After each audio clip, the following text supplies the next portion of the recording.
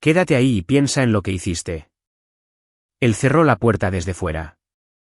Pero oí cómo empezaba la música. Mi prima bajaba por el pasillo. Ni siquiera intenté detenerlos. Quiero que te imagines un sonido. No un sonido fuerte, uno pequeño. El tipo de sonido que hace un cerrojo de latón cuando alguien lo gira desde fuera mientras tú estás dentro, con un vestido de novia. Clic. Ese sonido le costó a mi esposo 75 meses en una prisión federal. Le costó a mi prima 76. Le costó a mi madre su matrimonio, su casa y a cada persona de nuestra familia que había pasado 40 años llamándola la matriarca de los Miller. Y me costó el último vestigio de creencia de que las personas que me criaron alguna vez me hubieran amado. Soy Amelia. Tengo 36 años. El 15 de junio a las 2:47 de la tarde, mi esposo susurró 6 palabras a través de esa puerta cerrada: quédate ahí y piensa en lo que hiciste, y se fue a casarse con mi prima frente a 200 testigos, ninguno de los cuales le volvería a hablar después de lo que hice a continuación. Esta es la historia de lo que hice a continuación y del bolso que mi prima olvidó. El lápiz labial estaba en el tocador. Un color de Chanel llamado Pirata, un nombre que elegí porque sonaba más valiente de lo que me sentía. Lo había dejado allí durante el ensayo general. Volví a buscarlo a las 2:46. La puerta estaba abierta cuando entré. La puerta no estaba abierta a las 2:47. Oí los pasos de Ryan en el pasillo antes de oír el cerrojo. Se movía como un hombre que sabía dónde iba, lo que debería haber sido mi primera pista.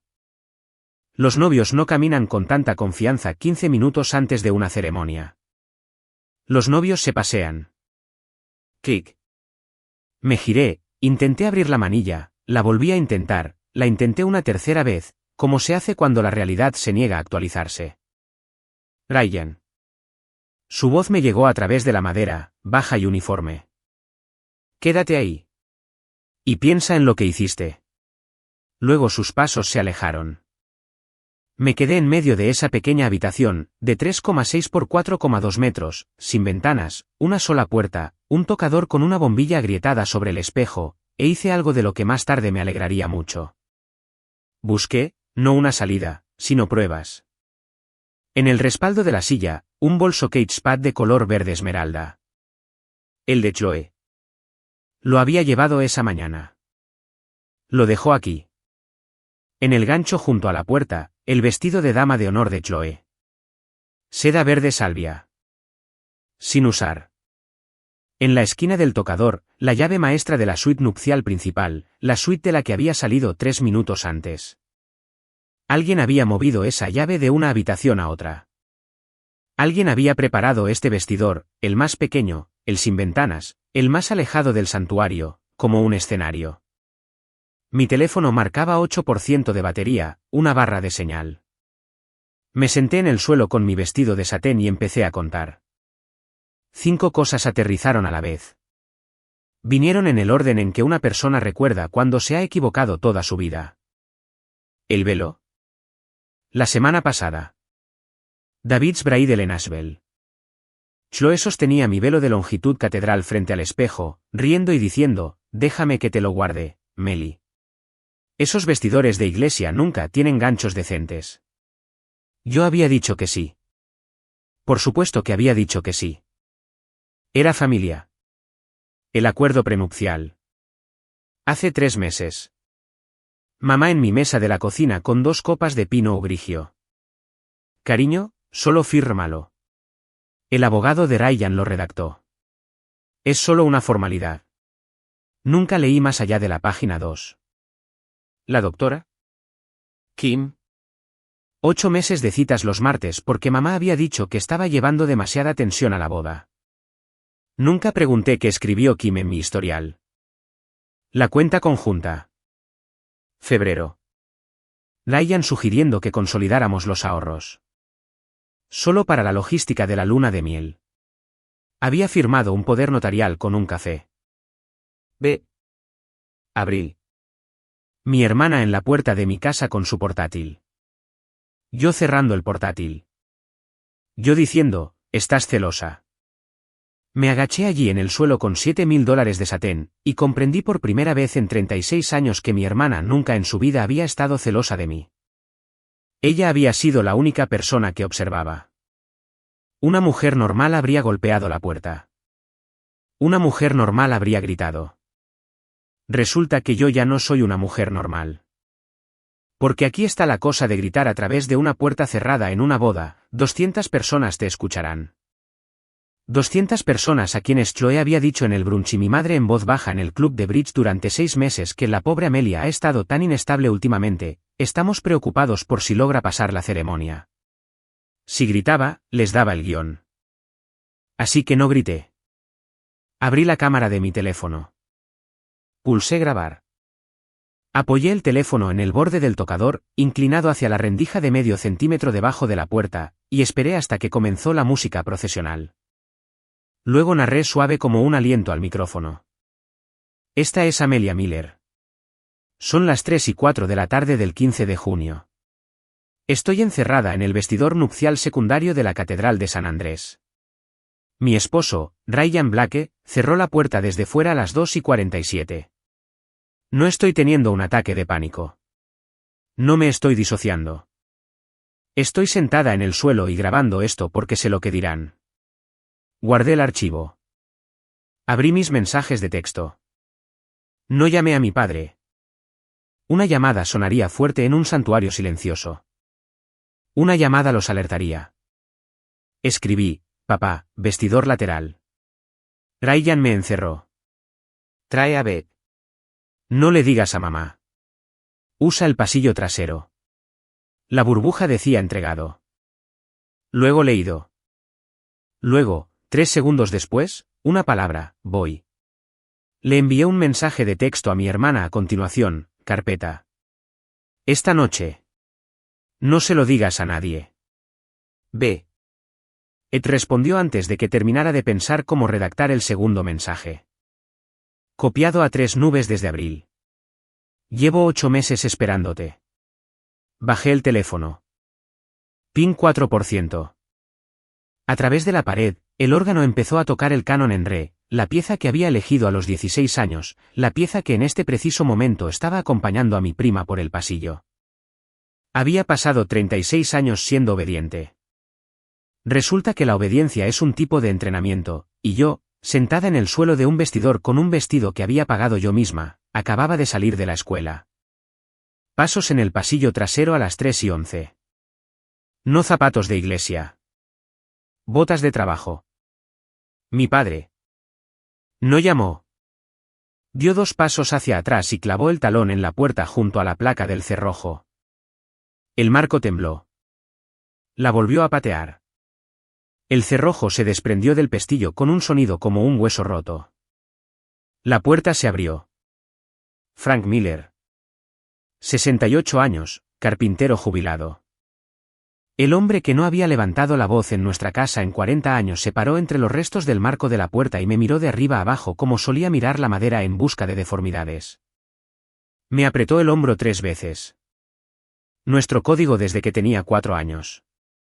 Estoy aquí. Beth estaba detrás de él, con su teléfono ya fuera. ¿Tienes grabaciones? Levanté el mío. Ella asintió. Cogí el bolso de Chloe al salir. Frank no preguntó por qué. Tomamos el pasillo trasero, a través del almacén del coro, pasando la sacristía, salimos por la puerta trasera de entrega al estacionamiento de grava donde la camioneta de mi padre estaba mal estacionada, con 2 ruedas sobre la acera. ¿Él condujo? No preguntó a dónde. Giró a la izquierda en Linden Avenue, en lugar de a la derecha hacia la casa de mi madre, y siguió conduciendo. Papá, alquilé un lugar en junio. Mantuvo los ojos en la carretera. 2 dormitorios, cerca de Linden. Tu madre no lo sabe. Junio. La semana que te hizo firmar ese prenupcial. Desde el asiento trasero, Beth dijo, lo sabía. Me lo dijo en julio. Me giré en mi asiento y miré a mi hermana, luego a mi padre, luego de nuevo por la ventanilla trasera la aguja blanca de San Andrés haciéndose más pequeña detrás de nosotros. Donde mi esposo en este preciso momento estaba deslizando una alianza en el dedo de una mujer que no era yo. Las dos personas de mi familia que realmente me amaban se habían estado preparando silenciosamente para recogerme durante 9 meses sin decírmelo, porque decírmelo le habría dado tiempo a mi madre para detenerlos. Abrí el bolso en mi regazo. ¿Qué? Lápiz labial. Un sobremédico doblado con el logo de una clínica de ginecología y obstetricia en Asheville. Lo abrí. Paciente Chloe Hayes. Edad gestacional 17 semanas. Contacto de emergencia Ryan Blake. Fecha de la ecografía hace 6 semanas. Debajo de la ecografía, una segunda hoja de papel. Un bloc amarillo de notas. La caligrafía enlazada de mi prima que había reconocido desde que teníamos 6 años. Calle Sutton, cuenta conjunta Ryan maneja, lugar pagado por de fideicomiso de Amelia después de la luna de miel. Sostuve la lista plana sobre mi rodilla y la leí 3 veces. Luego se la pasé a mi padre. Él la miró. Un segundo. La camioneta no disminuyó la velocidad. Beaumont, dijo. Mañana por la mañana. 8. Eso fue todo. La camioneta pasó por el semáforo en verde al final de Linden. A través del parabrisas, el sol de la tarde golpeaba la cima del juzgado en el centro, iluminando la piedra caliza de una manera que recordaría el resto de mi vida, el mismo juzgado donde 4 meses después un juez federal sentenciaría a mi esposo a 75 meses de prisión y a mi prima a 76. Pero yo aún no lo sabía. Lo que sabía, sentada en el asiento del pasajero de la camioneta de mi padre con la lista de mi prima en mi regazo y mi anillo de bodas aún caliente en mi dedo, era esto. Habían estado tan seguros de que no me atrevería. Habían estado seguros porque en 36 años nunca me había atrevido a nada. Había firmado el prenupcial. Había tomado la medicación. Había dejado que Chloe sostuviera el velo. Había cerrado el portátil de Beth. Había dicho sí como me habían entrenado. Habían construido su plan sobre la suposición de que la mujer en ese vestidor se comportaría como se había comportado toda su vida. Habían olvidado una cosa. Mi padre había estado diciendo sí durante 40 años. Y luego, en junio, se había detenido en silencio. Yo era la segunda persona de esta familia en salir de esa casa, y esta vez traía los recibos que ellos mismos me habían entregado. La casa en Linden Avenue era un alquiler de 2 dormitorios pintada del color de la mantequilla vieja. Había un columpio en el porche que mi padre no había tenido tiempo de colgar. Había una llave debajo de la tercera maceta desde la izquierda. Había una cocina que olía a café y a serrín y a la marca particular de lavavajillas que mi padre había usado durante 40 años y que mi madre había odiado durante 40 años.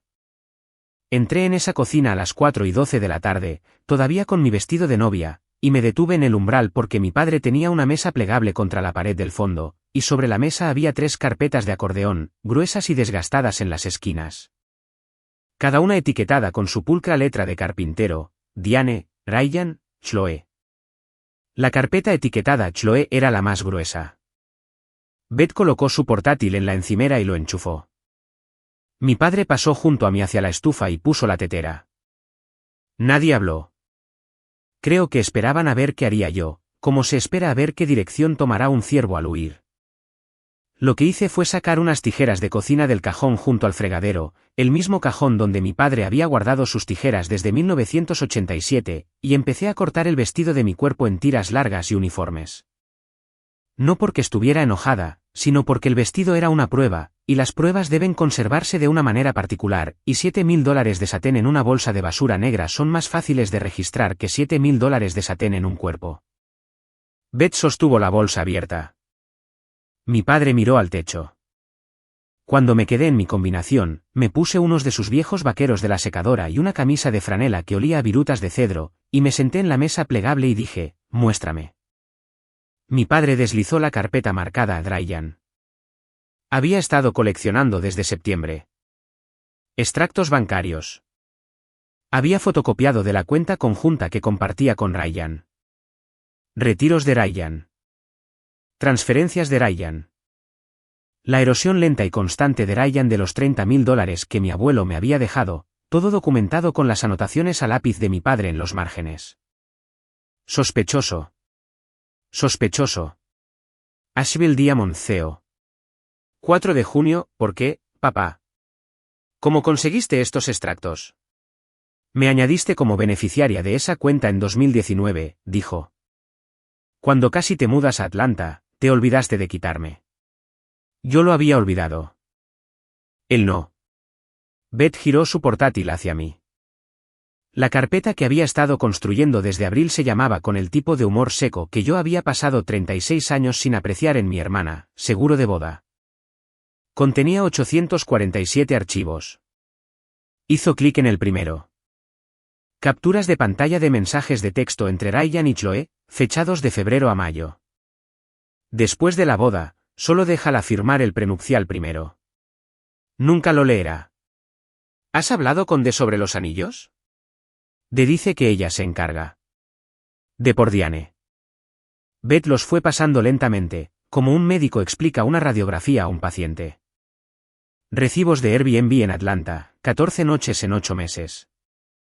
Una fotografía que había tomado con un teleobjetivo a través de la ventana de una boutique nupcial en Peachtree Street hace 3 semanas.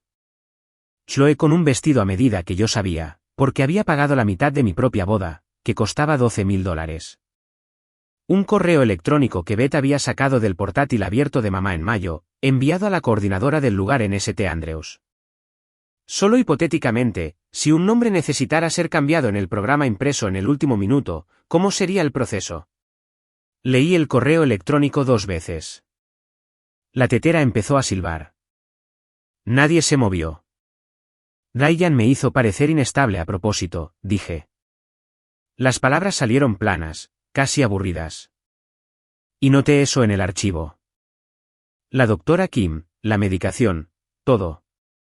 Beth asintió. Llamé a la oficina de Kim el martes. Se jubiló en mayo. Tu archivo fue transferido a un doctor Reyes. Reyes no conoce a mamá. Reyes está dispuesto a hacer una contraevaluación el lunes por la mañana. Tú llamaste el martes. Yo he estado llamando a cosas desde abril, Meli. La tetera silbó. Mi padre la quitó del fuego. He leído en libros sobre personas que se enojan, la neblina roja, las manos temblorosas, el impulso de romper cosas. Nada de eso me pasó a mí en la mesa de la cocina en Linden Avenue. Lo que me pasó fue mucho más simple. Me quedé muy quieta, y en algún lugar debajo de la quietud, una pequeña y limpia parte de mi cerebro que había estado dormida durante 36 años abrió los ojos y comenzó a hacer inventario. La puerta de un coche se cerró de golpe en el camino de entrada. Mi padre dejó la tetera sin servir. Será tu madre, dijo. Ella había ido a casa después de la boda para cambiarse. Ahora llevaba pantalones y una blusa color crema, y los pendientes de perlas que mi padre le había comprado para su 20º aniversario. Entró en la cocina como entraba en todas las habitaciones, como una mujer entra en una habitación que ya ha decidido que posee, y se detuvo al verme. Solo por medio segundo antes de que su rostro se reorganizara en la expresión que había estado practicando en el espejo retrovisor durante el trayecto. Superada, triste, paciente, maternal. Cariño, dijo. A veces el universo simplemente reorganiza las cosas. M. Y padre se movió hacia el umbral detrás de ella, bloqueándolo sin parecerlo. No me levanté. No levanté la voz. Incliné el portátil de Beth hacia mi madre, y en la pantalla había una fotografía que Beth había tomado con su teléfono 3 horas antes, un recibo fotografiado del escritorio de la Asheville Diamond Company, un pedido personalizado realizado 6 semanas antes bajo el nombre de Diane Miller. 2 alianzas de oro blanco grabadas por dentro. El grabado decía Chloe y Ryan, 15 de junio. Un depósito de $4,000, pagado en su totalidad. Mi madre miró la pantalla. La expresión maternal no se desvaneció. Eso fue lo que me sorprendió. No se desvaneció ni un poco. Había practicado la expresión durante tanto tiempo que su cara había olvidado cómo hacer cualquier otra cosa. Cariño, dijo, no ibas a hacerlo feliz. Entonces hubo un sonido en la cocina que nunca había oído en toda mi vida. Fue el sonido de mi padre tomando una decisión en voz alta. Diane. Ella se volvió hacia él, porque había estado volviéndose hacia esa voz durante 41 años, y su cuerpo aún no sabía que esta voz no era la que recordaba. Sal de mi casa. Ella parpadeó. De hecho, parpadeó 2 veces, como lo hace una persona cuando una instrucción no tiene sentido gramatical para ella. Frank, esta es mi casa. El contrato de arrendamiento está a mi nombre. Tú no estás en él.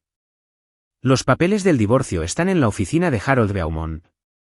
Fírmalos el lunes, o llevaré los extractos bancarios que he estado recopilando sobre ti durante 9 meses al FBI junto con todo lo demás. Ella se puso blanca. Es la única vez en mi vida que he visto el color abandonar el rostro de mi madre. Los extractos bancarios de los que hablaba eran los que yo no vería hasta la mañana siguiente. En la oficina de Beaumont, los registros de mi madre transfiriendo $18,000 de su propio dinero a Mars Holdings LLC en los últimos 4 meses. Contribución de la madre de la novia, había escrito en el concepto de uno de ellos. La novia en cuestión no había sido yo. Se quedó en la cocina de mi padre durante un largo conteo de 5. Luego se dio la vuelta y salió sin decir mi nombre. La puerta mosquitera se cerró de golpe. El Lexus arrancó. El Lexus se fue. Mi padre exhaló por la nariz, fue a la estufa, cogió la tetera y finalmente sirvió el té. Puso una taza delante de mí, y Earl Grey, 2 azúcares, como lo había tomado desde que tenía 9 años y se me había permitido sentarme con los adultos por primera vez. Bébelo, dijo. Tenemos trabajo que hacer. Lo bebí. A las 3 de la mañana, seguía en la mesa de la cocina. Beth dormía en el sofá del salón con una de las mantas de franela de mi padre subida hasta la barbilla. Mi padre estaba despierto en la silla de enfrente, fingiendo leer un libro de bolsillo de Lois L. Amour que había leído 40 veces antes. Ninguno de los dos iba a la cama. Tenía un bloc de notas amarillo delante, de la misma marca que el que Chloe había usado para su lista de verificación, lo que se sentía como una pequeña broma privada que solo me contaba a mí misma, y estaba haciendo mi propia lista. No una lista de lo que habían hecho en los últimos 6 meses. Una lista de lo que habían hecho en los últimos 30 años. La muñeca Cabby y Patch en mi 7º cumpleaños. El papel de Annie en mi 2º año de preparatoria. Tommy Holcomb en mis dulces 16. El ensayo para la escuela de posgrado en Boston en el que había pasado 4 meses, y que había aparecido 3 meses después con la firma de Chloe en una solicitud de beca regional. Las llaves de la casa de mi abuela en Sutton Street, que Chloe había pedido prestadas el otoño pasado para ayudarme a sacar la ropa de cama vieja de la abuela. Las escribí. Todas. Dejé espacio en el margen. A las 3:47, sonó mi teléfono. Sabía quién era antes de mirar. Solo hay una persona en el mundo que llamaría desde un número internacional desconocido a esa hora. Lo puse en altavoz. Beth se despertó en el sofá y levantó su teléfono para grabar sin que se lo pidiera. Melly. La voz era pequeña y entrecortada y tenía el tono agudo y falso que usaba cuando quería algo. Detrás de ella, podía oír el océano. Ni siquiera habían salido de Maui todavía. Melly, por favor, no conviertas esto en un problema. Ryan y yo, simplemente sucedió. Es el destino. Llevo el nieto de mamá. Deberías estar feliz por mí. Sorbió mi té. El bebé está sano. Chloe hizo una pausa. La pausa de una persona cuyo guión no contenía esa pregunta. Sí. Sí, el bebé está sano. ¿Por qué? Porque el bebé, dije, es la única persona inocente en toda esta situación. Cuídate, Chloe. Colgué. Beth me miró desde el otro lado de la habitación. Eso fue casi amable. Fue amable. Fue la última cosa amable que le diré. Volví a mirar el bloc de notas amarillo. Mi padre me estaba observando por encima de su Lois L. Amour sin fingir leerlo ya. Papá. Sí. Dile a Beaumont que quiero todo. El fideicomiso. La casa de Sutton Street. Las transferencias bancarias. Todo. Él asintió una vez, lentamente, como asentía cuando medía 2 veces. ¿Y papá? Sí. Quiero que el FBI esté en la sala. Él me miró fijamente por un largo momento. Dejó el libro. Se acercó a la mesa plegable y me apretó el hombro 3 veces. Afuera, en Linden Avenue, la farola zumbaba como lo hacen las farolas viejas a las 4 de la mañana, y en algún lugar a lo lejos, un tren de carga cruzaba el Caballete junto al río, y dentro de la cocina de un alquiler de 2 dormitorios.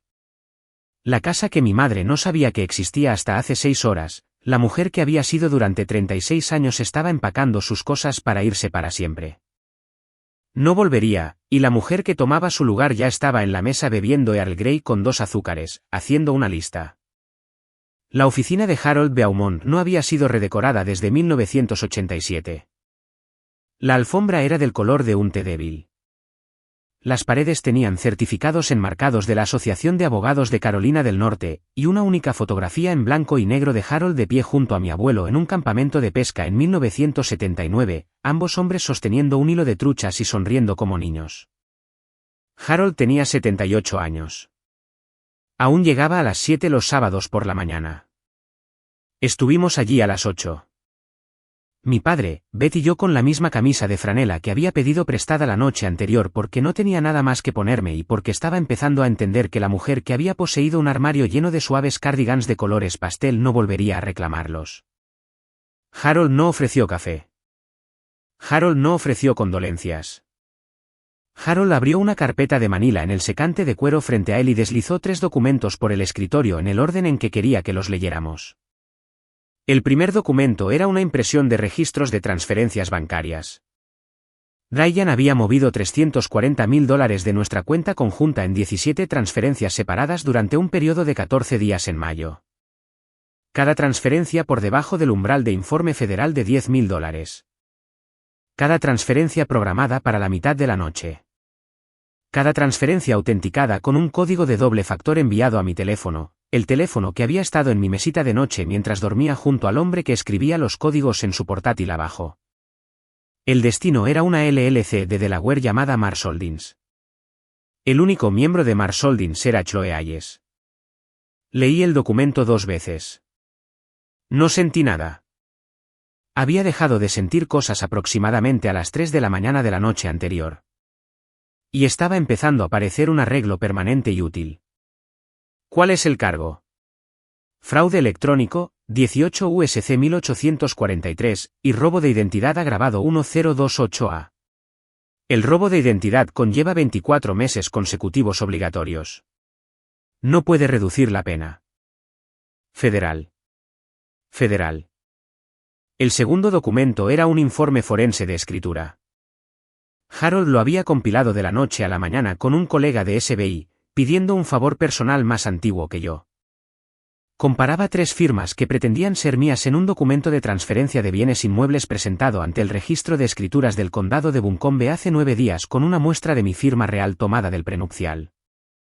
El informe concluía que las firmas en la escritura no habían sido producidas por la misma mano que el prenupcial. «Vendiste una casa», dijo Harold. «Yo no. Alguien vendió una casa. Alguien usando tu nombre. La casa en 418 Sutton Street. La propiedad que tu abuela te dejó en 2014 fue transferida a un comprador por $485,000. El cierre tuvo lugar hace 9 días. El notario público registrado en la escritura de venta fue Chloe Hayes. Miré el informe. Miré la firma. Era una buena falsificación. Era una falsificación hecha por una mujer que había estado firmando mis tareas escolares desde 3er grado. Cargo: falsificación estatal, fraude inmobiliario, conspiración. La conspiración la vincula al caso federal de Ryan porque los ingresos fueron a la misma cuenta de Mars Holdings. ¿Cuánto tiempo? 40 meses por falsificación, 36 por fraude. Se cumplen de forma consecutiva en este estado cuando hay un factor agravante y una mejora por víctima vulnerable. La casa de tu abuela califica. El tercer documento era el que había estado esperando sin saber que lo esperaba. Era una impresión de una transferencia bancaria. $18,000 enviados el 19 de abril. Remitente: Diane Miller, capacidad individual.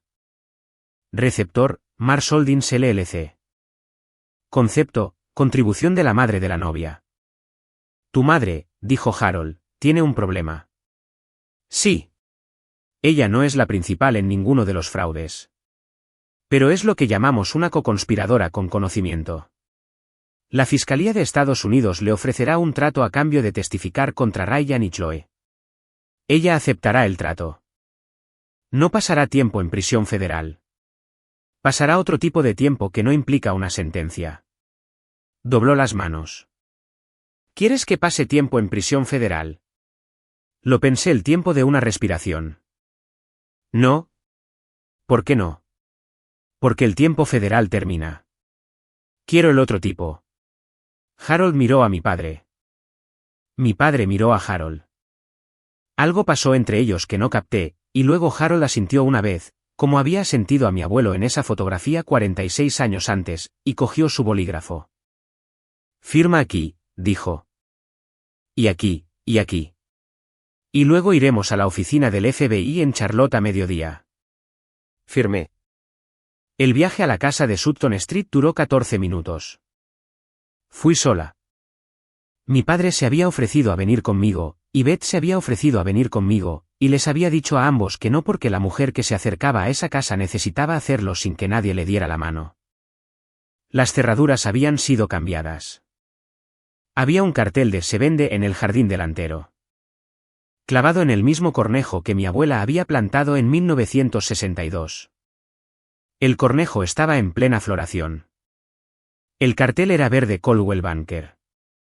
Me quedé en la acera con la camisa de franela de mi padre y llamé al agente de ventas. Le dije que era una compradora que había pasado por allí y se había enamorado de la propiedad, y si había oído si podría volver a salir al mercado. Me dijo con una voz untuosa con la amabilidad específica de un hombre que acaba de ganar una comisión de $15,000 que el cierre se había realizado la semana pasada, todo en efectivo, sin contingencias. La vendedora estaba muy motivada. ¿Estuvo la vendedora presente en el cierre? No, señora. La vendedora firmó de forma remota, notariada por un familiar, creo. Interesaba al comprador. Justin LLC. No preguntamos. Le di las gracias. Colgué. Me quedé en la acera otro minuto y miré el cornejo de mi abuela, el porche donde había leído cada verano entre los 8 y los 22 años. La ventana del dormitorio de arriba por la que Beth y yo habíamos subido una vez al tejado del porche para contar luciérnagas porque Chloe nos estaba visitando y había ocupado nuestra cama compartida. Volví a la camioneta. Conduje a la oficina local del FBI en Charlotte con 3 carpetas en el asiento del pasajero y una Diet Coke en el portavasos y una sensación en el pecho que no era ira ni pena ni nada que me hubieran enseñado a nombrar. Era la sensación de ser por primera vez en 36 años una persona que estaba a punto de hacer exactamente lo que había decidido hacer. El FBI no se veía como yo esperaba que se viera el FBI. La agente que tomó el archivo era una mujer afroamericana de unos 40 años llamada Yolanda Pierce, que vestía un traje de pantalón azul marino y pendientes de perlas y tenía una foto enmarcada de 2 hijas en su escritorio. Leyó el archivo delante de mí sin hablar durante 19 minutos. Cuando terminó, lo cerró y levantó la vista. Señora Blake. Miller. Mantengo mi nombre. Nunca lo cambié. La boda no sucedió. Señorita Miller. Vamos a arrestar a su esposo y a su prima en el aeropuerto el miércoles cuando regresen de Maui. Lo haremos en la terminal. Lo haremos delante de todos los pasajeros de su vuelo. ¿Tiene alguna objeción? No. ¿Le gustaría estar presente? Sí. Hizo una nota en un bloc amarillo. Una pregunta más. Su madre. A mi madre se le permitirá testificar. Permitido. Esa es la palabra que quiero que use. Yolanda Pierce me miró fijamente por un largo momento. Luego escribió la palabra permitido en su bloc amarillo y la subrayó 2 veces. Me paré en la puerta B14 del aeropuerto regional de Asheville a las 4:17 de la tarde del miércoles. Llevaba un vestido azul marino y zapatos planos. Beth estaba a mi lado. Yolanda Pierce estaba a 6 metros con otros 2 agentes y 4 oficiales uniformados de Asheville. Todos vestían ropa de civil. Todos sostenían tazas de café de papel. Todos parecían no ser nada en absoluto. El avión aterrizó a tiempo. Los pasajeros subieron por la pasarela de embarque con el lento arrastre de personas que habían estado sentadas durante 5 horas. Ryan vestía una camisa de lino color coral que le había comprado para Navidad. Chloe llevaba un vestido de verano blanco, de 4 meses de embarazo, radiante como dicen las revistas que brillan las mujeres embarazadas. Ryan me vio primero. Su rostro hizo lo que hacía cuando estaba a punto de actuar con razonabilidad. La ligera inclinación de cabeza. Las cejas suaves y comprensivas. La ligera flexión de las rodillas que lo hacía parecer más bajo y menos amenazante. Melly. Dejó su equipaje de mano. Cariño, estás de nuevo en espiral. Hablamos de esto. Mars Holdings LLC. 17 transferencias. Mi dirección IP. Los códigos de doble factor llegaron a mi teléfono mientras yo dormía a tu lado. El color se le escurrió del rostro como el agua de una bañera. Primero la parte superior, luego el resto de golpe. Chloe se interpuso entre él. Puso una mano en su vientre como había estado practicando en los espejos durante 4 meses. Melly, no seas dramática, le dije. Sutton Street. Tu firma en la línea del notario.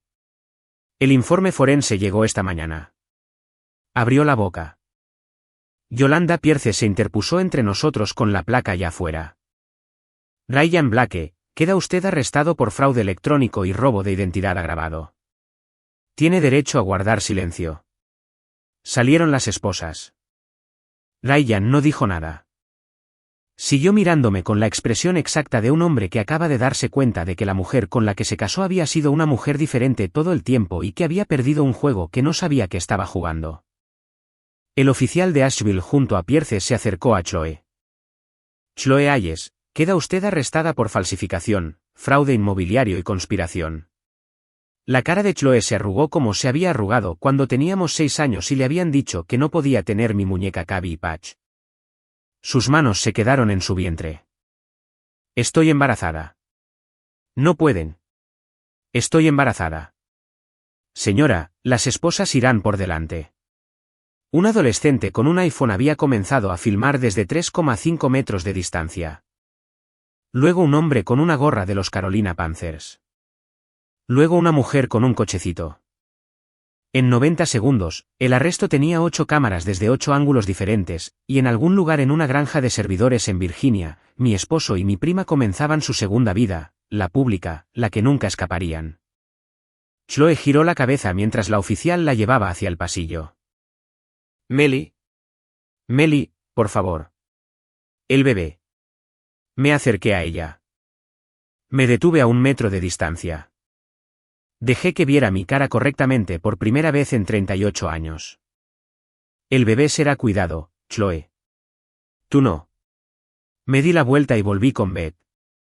Detrás de mí, podía oír a Chloe empezar a llorar, el llanto real, no el llanto de actuación, el llanto de una persona que acaba de comprender que el guión se ha acabado y no hay más líneas en la página. Beth me tendió un Kleenex. No lo necesitas. Solo quería que lo tuvieras por si acaso. No lo necesité. Volvimos a Linden Avenue. Mi padre había preparado la cena, carne asada. La cocina olía a cebolla y laurel y a ese tipo particular de seguridad junto al que había pasado toda mi infancia sin reconocerlo. El teléfono empezó a sonar a las 6:12. La primera llamada fue de mi madre. La segunda llamada fue de mi madre. La tercera llamada fue de mi madre. En la llamada número 20, dejé de contar. En la llamada 47, había terminado mi carne asada y estaba lavando mi plato en el fregadero. Cogí la llamada 48. Estaba llorando. No estaba actuando. El llanto tenía la textura áspera particular de una mujer que acaba de comprender que su hija mayor es quien sostiene el cuchillo. Amelia, cariño, no puedes hacerle esto a tu familia. Ryan podría ir a prisión. Ryan irá a prisión. Tú testificarás. Le dirás al fiscal de Estados Unidos sobre los $18,000 que transferiste a Mars Holdings el 19 de abril. Les dirás sobre las alianzas que pediste en Asheville Diamond el 4 de mayo, o el FBI encontrará esas cosas por su cuenta y entonces tu trato desaparecerá y tú también irás a prisión federal. ¿Me sigues? Una larga y temblorosa inhalación. Soy tu madre. Tú eres la mujer que se quedó mirando durante 30 años. Eso no es una madre. Eso es una audiencia. Colgué.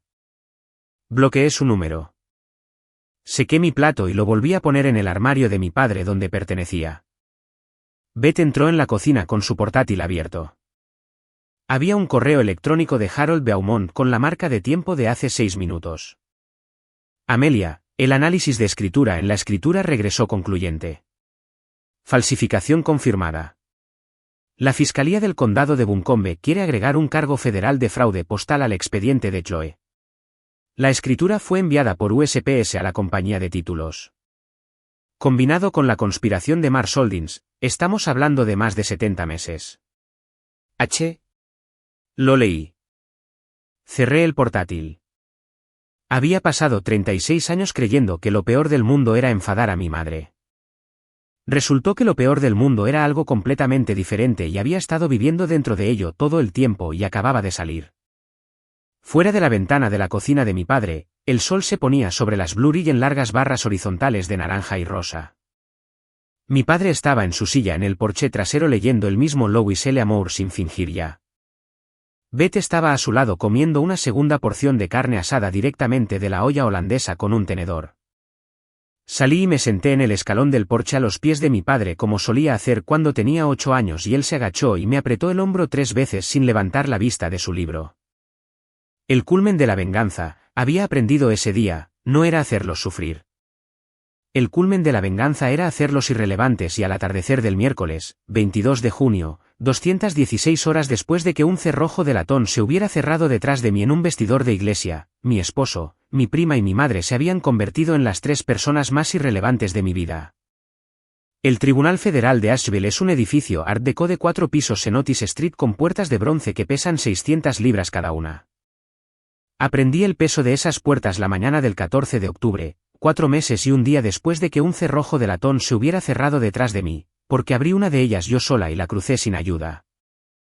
Llevaba un traje azul marino que había comprado en un Belk de Hendersonville por $94. Me había cortado el pelo corto por primera vez en mi vida, justo debajo de la mandíbula, en un estilo que mi antigua peluquera había llamado severo y que yo había decidido tomar como un cumplido. Beth estaba a mi izquierda. Mi padre a mi derecha. La tía Mercy había venido de Charleston la noche anterior y esperaba en un banco fuera de la sala 3 con un termo de café y un libro de crucigramas que no tenía intención de abrir. Ryan entró por el lado de los detenidos a las 9:15 con el mono naranja y los grilletes. Había perdido peso. El hombre de la camisa de lino color coral se había ido y en su lugar había un hombre más delgado y gris que mantenía los ojos fijos en un punto a unos 7 centímetros por encima del hombro izquierdo del juez. La sentencia tardó 11 minutos en ser dictada. Fraude electrónico, 18 USC, 1843 a 51 meses. Robo de identidad agravado, 1028, 24 meses consecutivos obligatorios. Restitución de $340.000 más un 8% de interés. Institución Correccional Federal Butner, Carolina del Norte, campamento de baja seguridad, 75 meses, 6 años y 3 meses. Ryan no me miró, ni una sola vez. Lo sacaron por la puerta lateral a las 9:26. Chloe entró a las 10. Tenía 8 meses de embarazo. El mono naranja había sido modificado con un panel de maternidad. Estaba llorando antes de que el juez dijera su nombre, pero el llanto no tenía ningún poder en esa sala porque no había nadie en esa sala a quien se le pagara por preocuparse. Falsificación estatal, 40 meses. Fraude inmobiliario, 36 meses. Fraude postal federal añadido por acumulación, 24 meses. Restitución de $485.000 y confiscación de todos los bienes en poder de Mars Holdings LLC. Institución Correccional Femenina de Carolina del Norte, Raleigh, 76 meses, 6 años y 4 meses. La cuestión de la custodia surgió al final. La tía Linda había rechazado la custodia del niño por nacer, citando circunstancias personales incompatibles con el cuidado infantil, que era la frase legal que había aprendido para estoy demasiado borracha. La juez miró el expediente que tenía delante. Miró a Chloe. Me miró con atención por un segundo. El tribunal es consciente de que la prima materna de la demandada, Amelia Miller, ha presentado una petición de tutela de parentesco temporal pendiente de la liberación de la demandada. ¿Está presente la peticionaria? Me puse de pie. Sí, su señoría. La juez firmó la orden. La pluma arañó. El secretario selló. Tardó menos de 30 segundos en convertirme, en papel y de hecho, en la madre temporal de la hija de la mujer que había pasado 38 años robándome la vida. Se levantó la sesión. En el pasillo fuera de la sala 3, el suelo de mármol captaba la luz de octubre a través de los altos ventanales y la devolvía en cuadrados de un amarillo pálido. Chloe era conducida desde la sala de audiencias hacia el pasillo de detención por una oficial. Tenía las manos esposadas por delante para que la cadena no rozara su vientre. Me vio y se detuvo. La oficial hizo una pausa. 1 minuto. En el banco. Manos visibles. Chloe se sentó. Yo no. Melly. Su voz ya no era la voz aguda y entrecortada. Era una voz que nunca le había oído usar, baja y áspera, la voz de una mujer que se ha quedado sin cartas para jugar. El bebé. Por favor. La miré. Me había estado preparando para mirarla durante 4 meses. Lo que sentí fue nada. Fue la nada más limpia que jamás había sentido en mi vida. Su nombre será Eleanor, dije, como nuestra abuela. Crecerá en 418 Sutton Street, en la casa que intentaste quitarme. Sabrá que eres su madre biológica. Cuando tenga 18 años, decidirá por sí misma si quiere conocerte. No le mentiré sobre ti. No la envenenaré contra ti. No la castigaré por lo que hiciste. Esa es la única herencia que le doy de esta familia, el derecho a decidir por sí misma. Chloe estaba llorando. Lágrimas reales esta vez, la forma húmeda y poco halagadora de las lágrimas que no se han practicado en espejos. ¿Me quitaste todo durante 30 años, Chloe? Me quitaste muñecas y papeles y novios y una casa. Me quitaste una boda entera. Yo no te quito nada. Le doy a tu hija lo único que nunca pudiste robarle a nadie, una elección. Me di la vuelta y volví con mi padre. Diane esperaba al final del pasillo, junto a los ascensores. Había envejecido 10 años en 4 meses. Sostenía un recipiente de Tupperware con ambas manos, el pastel de manzana de su abuela, la receta que se había negado a enseñarme a los 22 porque la estaba guardando para alguien que la apreciaría. Me lo ofreció al acercarme. Amelia, cariño, te hice esto. Pasé junto a ella sin reducir la velocidad. Mi padre se detuvo. Se giró y se enfrentó a su esposa de 41 años. Diane, los papeles se firmaron el día 18. La casa de Linden es mía. Sutton Street es de Amelia. La cabaña en Banner el que es tuya. No volverás a contactar con nuestras hijas. Si apareces en Sutton Street, se aplicará la orden de protección. Si apareces en la escuela donde Amelia enseña, se aplicará la orden de protección. Si le escribes a Eleanor cuando sea mayor, la carta será devuelta sin abrir. ¿Está claro? Abrió la boca. No salió ningún sonido. Adiós, Diane. Él se dio la vuelta y me siguió hasta el ascensor. El recipiente de Tupperware seguía en sus manos cuando las puertas se cerraron. Eleanor nació el 29 de octubre, 6 libras y 11 onzas en el Hospital Mission de Ashball, en una sala de partos a la que se me permitió entrar porque Chloe había firmado la autorización. Sostuve a la hija de mi prima 11 minutos después de que llegara al mundo.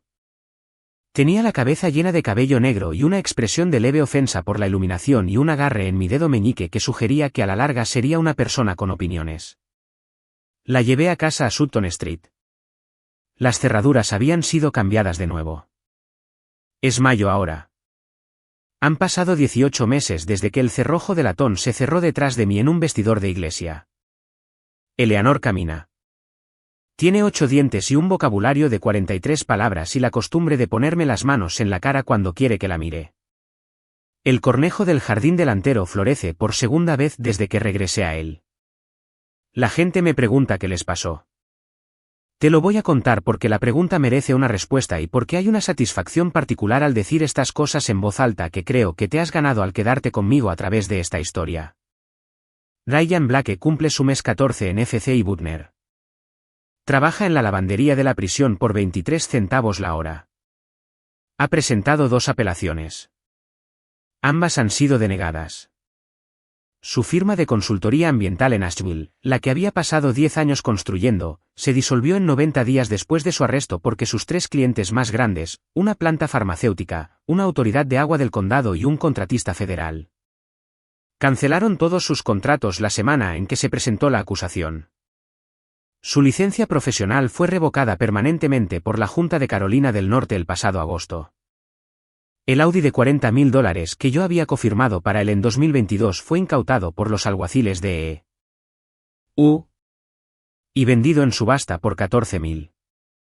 Ha perdido 41 libras. Su madre dejó de visitarlo en febrero. Su hermano mayor, que trabaja para la misma agencia federal que lo procesó, no ha pronunciado el nombre de Ryan en una reunión familiar en más de un año. Cuando sea liberado en 2031, tendrá 51 años, será un delincuente federal convicto, inhabilitado para finanzas, contratos gubernamentales y cualquier licencia profesional en cualquier estado. No tendrá ahorros, ni carrera, ni matrimonio, ni amigos que le devuelvan las llamadas. Muy probablemente, le dijo el oficial de libertad condicional a Beaumont el mes pasado, terminará viviendo en el sótano de su prima en Hickory. Chloe Hayes está en Chew Raleigh en la unidad de seguridad media. Está en su mes 12. Tuvo unos primeros 6 meses difíciles, pues resulta que las mujeres encarceladas tienen un desprecio particular por las mujeres que roban a otras mujeres, y Chloe aprendió los contornos de ese desprecio con un pómulo roto en marzo y una muñeca fracturada en mayo.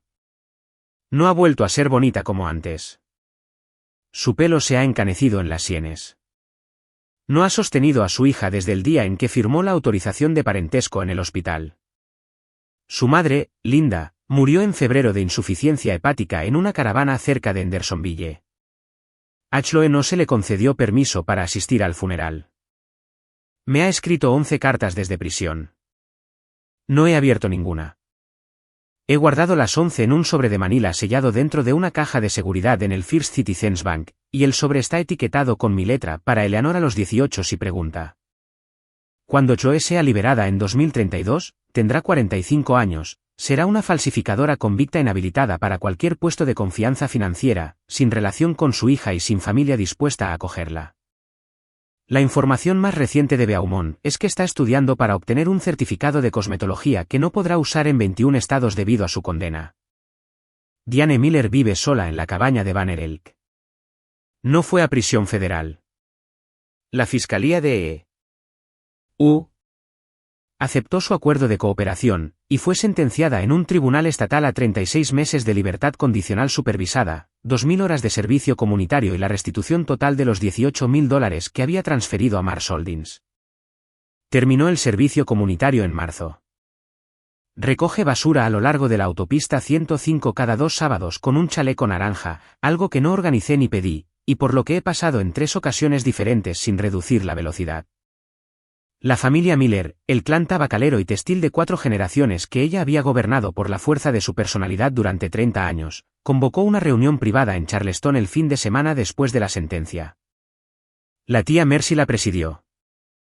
Por voto unánime, Diane fue retirada del fideicomiso familiar, eliminada del testamento de mi tía abuela Vivian, excluida de todas las bodas, funerales, bautizos y reuniones navideñas celebradas por cualquier Miller en cualquier estado. Y discretamente informada por carta certificada de que ya no era bienvenida en la casa de Charleston donde había nacido su propia madre. No se la ha visto en un evento Miller desde entonces. Según el primo que todavía pasa por su cabaña de camino a esquiar a Sugar Mountain, ha perdido 40 libras y ha empezado a asistir a una iglesia episcopal en Boone donde nadie la conoce. Intentó contactarme una vez hace 6 meses a través de una carta entregada en mano por una vecina adolescente a la que había pagado $20. Quemé la carta sin abrirla en la chimenea de Sutton Street mientras Eleanor estaba en su silla alta comiendo rodajas de plátano y observando las llamas con la mirada tranquila e impasible de una niña que nunca ha tenido miedo al fuego porque nunca ha estado cerca de una persona que le haya enseñado a tenerlo. Diane tiene 65 años. Morirá sola. No lo digo con crueldad. Lo digo porque es la predicción más precisa que puedo hacer basándome en la evidencia disponible, y porque en los últimos 18 meses he dejado de mentirme a mí misma sobre la evidencia. El Día de Acción de Gracias cayó en jueves el pasado noviembre, 8 días después de que Eleanor llegara a casa del hospital. El cornejo del jardín delantero había perdido sus hojas. El columpio del porche que mi padre había colgado el fin de semana anterior chirriaba en el aire frío. La cocina de mi abuela, que ahora era mía, olía a un pavo que mi padre estaba cocinando en exceso y a un pastel de manzana que la tía Mercy había traído de Charleston usando la receta que le había robado a Diane de su caja de recetas en 1969 y nunca había devuelto. Éramos 5 en la mesa. Mi padre a la cabecera en la silla donde se había sentado su padre, Beth a su izquierda con un plato de boniatos asados que había quemado un poco y ofrecía con el orgullo avergonzado de una mujer que nunca había cocinado un acompañamiento festivo en su vida. La tía Mercy a su derecha, de 72 años, con pendientes de perlas y un acento de Charleston tan espeso que se podía untar en el pan, contando una historia sobre mi abuelo en un viaje de pesca en 1968. Yo a la cabecera donde solía sentarse mi abuela. Eleanor en la cuna junto a mí, dormida con su pequeño puño apretado contra su mejilla. Beth levantó su tenedor. Quiero disculparme por los boniatos. Están bien, dijo mi padre. Están objetivamente quemados, papá. He comido 68 cenas de acción de gracias. Esta está entre las 10 mejores. La tía Mercy lo miró por encima de su copa de vino. Frank, tus papilas gustativas murieron en Vietnam. Eso es cierto. Comimos. El pavo estaba demasiado hecho, los boniatos quemados, el pastel perfecto. La tía Mercy contó la historia de la pesca de principio a fin por primera vez en 53 años, incluyendo la parte de mi abuelo y el licor ilegal y el sheriff, y mi padre se rió de una manera que no le había oído reír desde que era niña.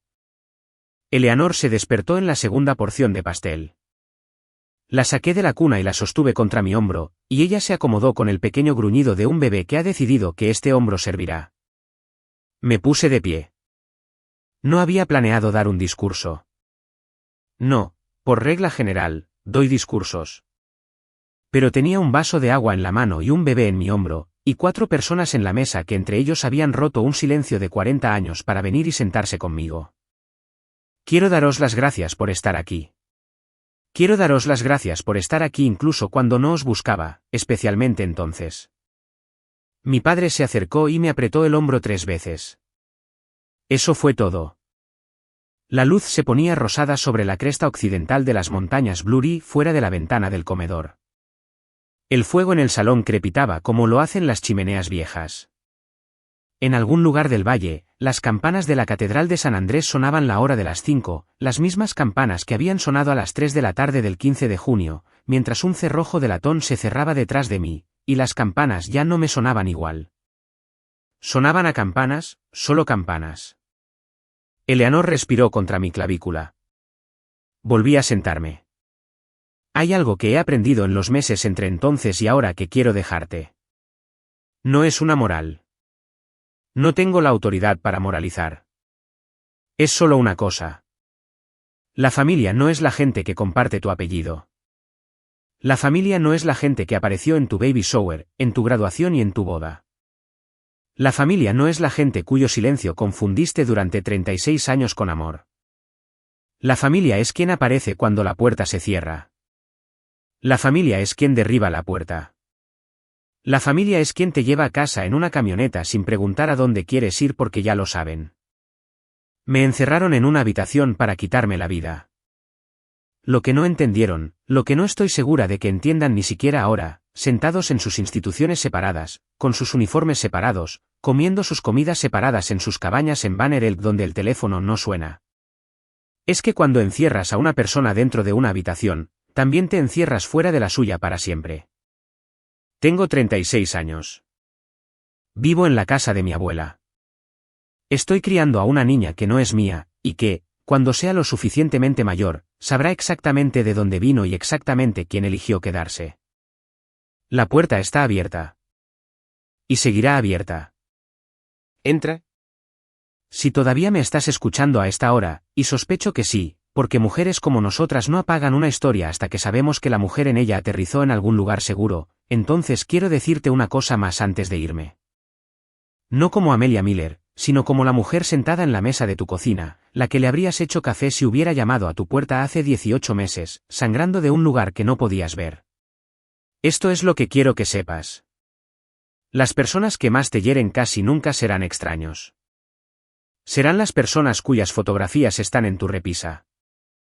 Serán las personas que te sostuvieron el día que naciste, las personas que te trenzaron el pelo antes de ir a la iglesia.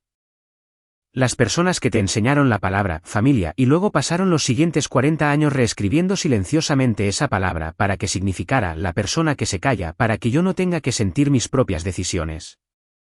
La crueldad de los extraños es ruidosa. La crueldad de la familia es paciente.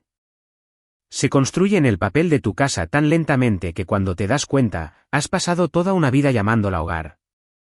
Si estás escuchando esto y un nombre te ha venido a la cabeza, una hermana, una madre, un esposo, una hija, el amigo que te ha costado algo cada año durante 20 años, y a quien sigues invitando porque no sabes cómo poner la mesa de acción de gracias sin ella, quiero que sepas que no estás loca. No estás amargada. No lo estás inventando. La persona que te dijo con esa vocecita en el fondo de tu mente a las 3 de la mañana, aquí algo anda mal. Esa voz es el testigo más fiable que jamás tendrás. Deja de cerrar el portátil sobre ella. Deja de servirle una taza de té y decirle que solo estás celosa. Ella no está celosa. Es la única persona en la habitación que ha estado observando todo el tiempo. No necesitas un contador forense. No necesitas un agente del FBI. No necesitas un padre que alquila una casa en secreto durante 9 meses porque vio lo que se avecinaba antes que tú. Tú solo necesitas una hoja de papel y un bolígrafo y la voluntad de sentarte en la mesa de tu cocina a las 3 de la mañana y escribir con tu propia letra cada cosa que has estado fingiendo no ver. La lista será más larga de lo que piensas. Retrocederá más de lo que piensas. Y una vez escrita, no se puede borrar, y esa es la primera puerta que habrás cerrado desde dentro en toda tu vida. Tienes permiso para salir. Tienes permiso para salir de un matrimonio, una familia, una amistad, una iglesia, un trabajo, un pueblo, una historia que te han contado sobre ti misma desde que tenías 6 años. La puerta es más pesada de lo que piensas. Las bisagras han estado oxidándose durante décadas a propósito, pero se abre. Todavía se abre.